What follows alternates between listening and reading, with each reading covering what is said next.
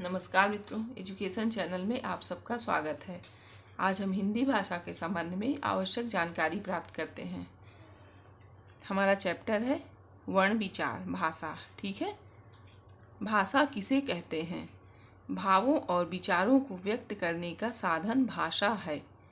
यह उच्चारण अवयवों से निश्चित सार्थक ध्वनि समूह है, जिसके दो रूप होते हैं, मौखिक एवं लिखित। भाषा किसे कहते हैं? भाषा के कितने रूप होते हैं? भाषा के दो रूप होते हैं, मौखिक एवं लिखित।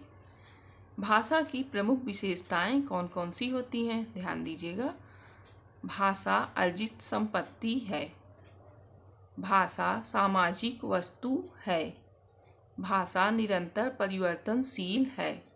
भाषा नियमबद्ध होती है। एक भाषा के अंतर्गत कई बोलियां होती हैं।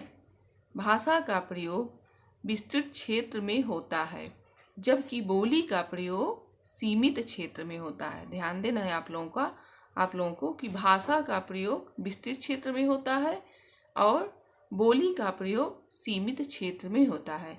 ये थी भाषा की विशेषताएं।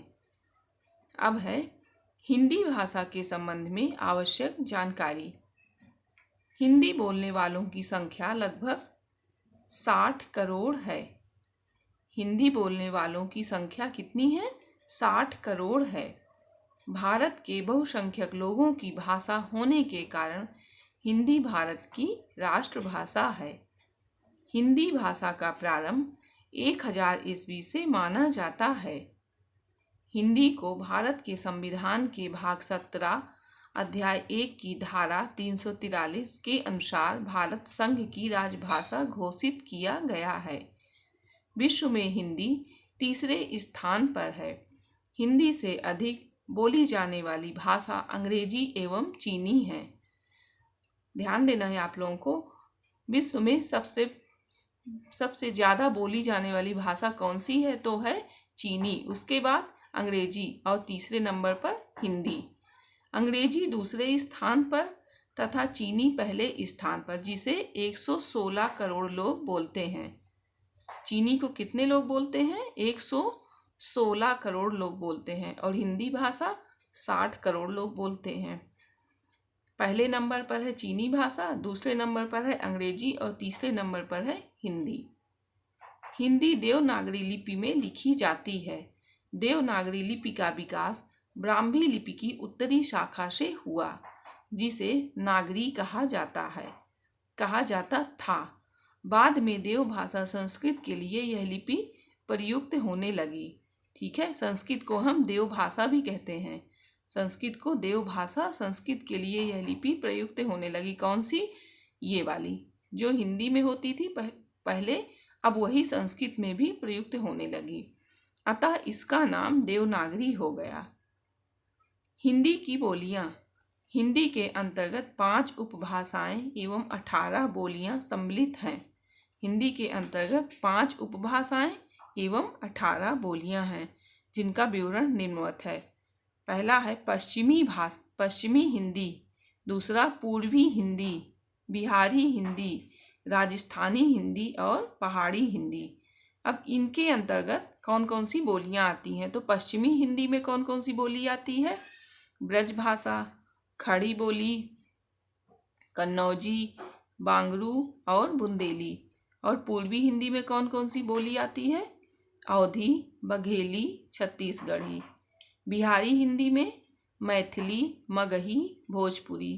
राजस्थानी हिंदी में मेवाती, मालवी, मारवाड़ी, जयपुरी। पहाड़ी हिंदी में गढ़वाली, कुमायूनी, नेपाली। ठीक है। अब देखिए हिंदी का क्षेत्र। हिंदी भारत के निम्न प्रांतों में बोली जाती है। हिंदी कहाँ कहाँ बोली जाती है? ध्यान देना है हमें। तो उत्तर प्रदेश, उत्तरांचल, हिमाचल प्रदेश, हरियाणा, दिल्ली, राजस्थान, बिहार, झारखंड, मध्य प्रदेश एवं छत्तीसगढ़, इन राज्यों में हिंदी बोली जाती है। हिंदी की देवनागरी वर्णमाला में कुल 52 वर्ण हैं, जिनमें 11 स्वर हैं, 39 व्यंजन, 1 विसर्ग और 1 अनुस्वार है। व्यंजनों का वर्गीकरण स्थान एवं प्रत्यय के आधार पर किया गया है। स्थान के आधार पर व्यंजनों का वर्गीकरण इस प्रकार किया गया है। कौन से स्थान से कौन से व्यंजन वर्ग बोले जाते हैं वो हमें यहाँ पर देखना है। तो कंठ से कौन से व्यंजन वर्ग होते हैं? का, खा, गा, घा, अंगा। तालव्य से चा, छा, जा, झा, इया। आप लोग इसको बोल कर देखिएगा तब अच्छे से समझ में और आएगा। मूर्धन्य से टा, ठा, डा, ढा, अड़ा। दंत से ता, था, दा, धा, ना। इसी प्रकार ओष्ठ, अंतस्थ, ऊष्म, संयुक्त व्यंजन, द्विगुण व्यंजन। ठीक है। कौन से व्यंजन वर्ग कहाँ से बोले जाते हैं उनके स्थान बताए गए हैं। अब देखिए, इन व्यंजनों के अतिरिक्त हिंदी देवनागरी लिपि में निम्न स्वर हैं। स्वर कौन कौन से हैं? आ, ई, उ, री, ए, ओ, अम, आहा। ये आपके स्वर हो गए। अब अनुस्वार किसे कहते हैं? अम, विसर्ग, आहा। ठीक है। मानक हिंदी का मूल आधार खड़ी बोली है। मानक हिंदी का मूल आधार क्या है? खड़ी बोली है। यह शिक्षा, साहित्य, समाचार, पत्र, रेडियो, दूरदर्शन की भाषा है। ठीक है। खड़ी बोली का प्रयोग कहाँ होता है? तो हमें ध्यान देना है शिक्षा के क्षेत्र में, साहित्य के क्षेत्र में, समाचार, पत्र, रेडियो, दूरदर्शन आदि में खड़ी बोली का प्रयोग होता है। वर्णमाला भाषा की सबसे छोटी इकाई ध्वनि है। इस ध्वनि को वर्ण कहते हैं।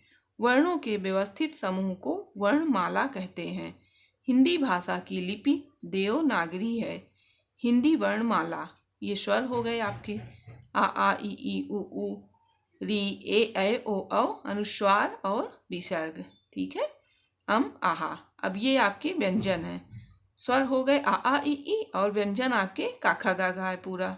ठीक है। ये हो गए गृहीत, जा, फा, आ। ये देखिए, ये जो बिंदु है इसको क्या बोलते हैं? इसको हम नुक्ता बोलते हैं।